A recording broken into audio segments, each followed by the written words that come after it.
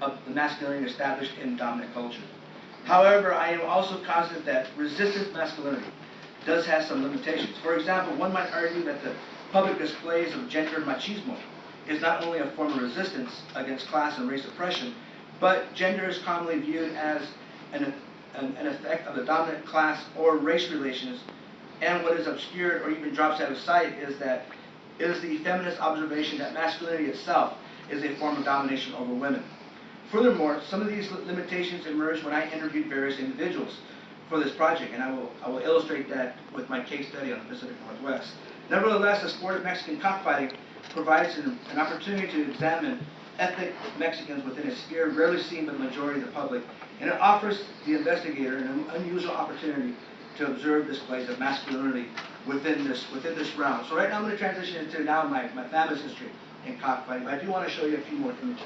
So this is essentially the English gap. This is what American cockfighting emerged from, using these kind of instruments of destruction. So these are the artificial spurs that are going to be placed on roosters when American cockfighters are participating here in the United States. And this is the Mexican gaff, right? And they vary in size. This is generally considered a long knife, a long blade here. There's some that are much shorter, but you can see the major difference. Go back to the other one. Oh, that's fine. You can see, I mean, this is the rapier, right? Still very destructive, as opposed to the other one, which is a razor blade. That's fine right there. So this is a collection, right? A collection, and they have them. They have them in boxes. This is the equipment they use for cockfighting. Okay, go ahead.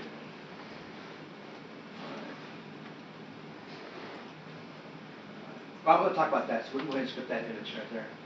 All right, so let's stop right there. Okay. To my knowledge, there is no published literature on cockfighting in the Pacific Northwest. However, considering what has earlier been discussed, such as the overall history of cockfighting in the Americas and eventual conquest and settlement of the Northwest by Europeans, we can infer that cockfighting emerged in this region by way of European and American migration to the region, beginning in the colonial period, but more likely in the modern period or the turn of the 19th century. The colonization by primarily non-Spanish based cultures in the Northwest in terms of cockfighting resulted in the gaff emerging as the principal form of cockfighting, instead of the knife, which was chiefly used by Spaniards and eventually the Mexicans. The American form of cockfighting, or the gaff, is practiced similarly throughout the United States, with the exception being the Southwest. There's also been the traditional form of cockfighting by most European Americans. However, exceptions can be found, such as my father and uncle, who began their careers using the gaff rather than the Mexican knife. Nonetheless, Mexican immigration and migration has affected the sport of cockfighting in the United States.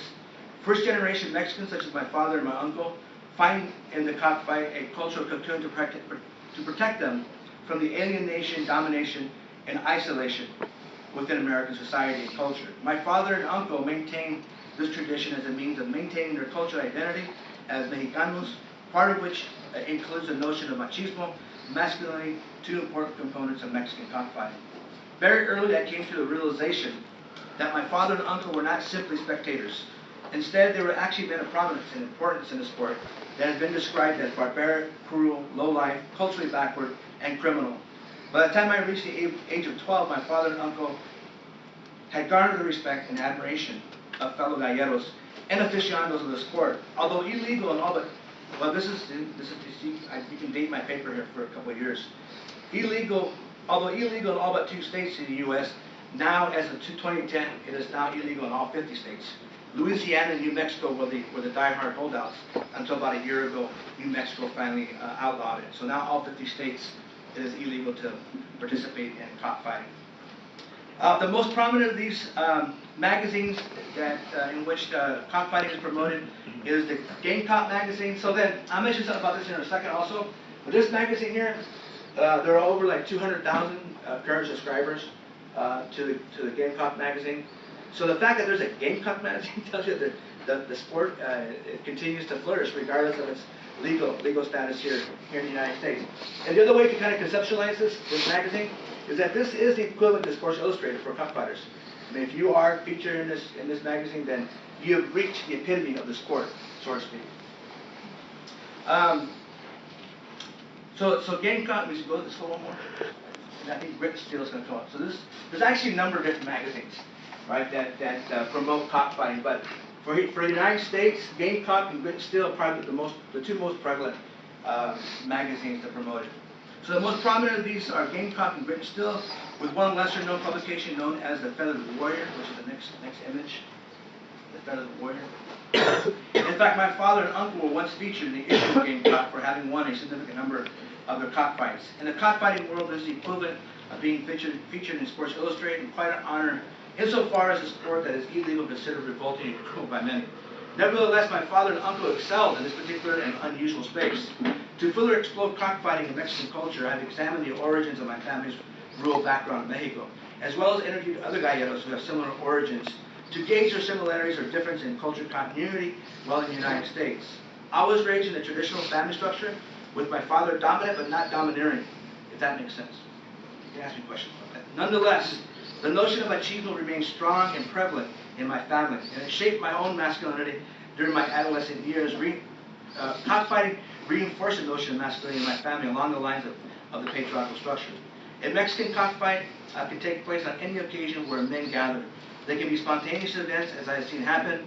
I witnessed on many occasions what I call a grudge match that usually involves a very large bet between the parties. To an outsider, it may appear that cockfighting, because of its illegal status, has no rules or etiquette. However, it is self-regulated and structured by the participants, and rules of engagement and etiquette are imperative. Betting makes it more complicated. For brevity, let me just say that dispute in regards to one of the fights that I viewed over the rules turned into a shouting match between a dozen or so cockfighters that almost turned into violence, although always a danger in a grudge match, because by its nature it inflates egos, which in turn is displayed in forms of masculinity and machismo.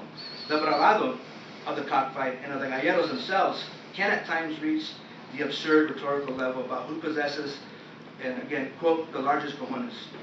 The danger, of course, is that masculinity is transformed into a behavior through which men inflict violence upon themselves and others.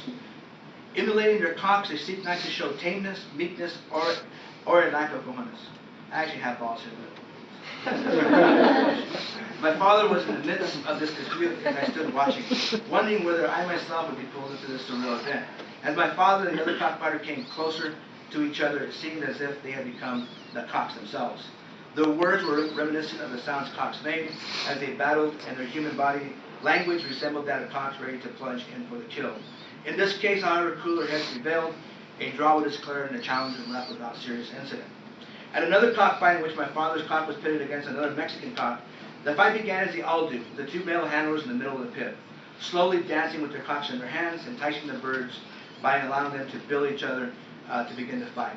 This makes the cocks aggressive, signals that action is about to begin. However, as I witnessed my father's opponent handling his cock, I noticed a pistol tucked under his belt. After the match, I asked my father about this, and his explanation, although simplistic, speaks to the very core of the symbolism of cockfighting. The pistol, according to him, was simply an element of bravura. Mexican cockfighters carry weapons to intimidate and to display bravery. And a few fights later, I saw a pistol tucked under my own father's belt. I've attended numerous cockfights with my elders and never witnessed any sign of violence. Nonetheless, this example serves to illustrate the complexities of my argument regarding resistance masculinity. It is apparent from this illustration that masculinity can be expressed through violence. Furthermore, various forms of masculinity are displayed at these matches that transcend the boundaries of cockfighting and can emerge in the private space, intersecting not only race, class, but also gender. What is clear from this example and others I have demonstrated is that ethnic Mexicans display multiple forms of masculinity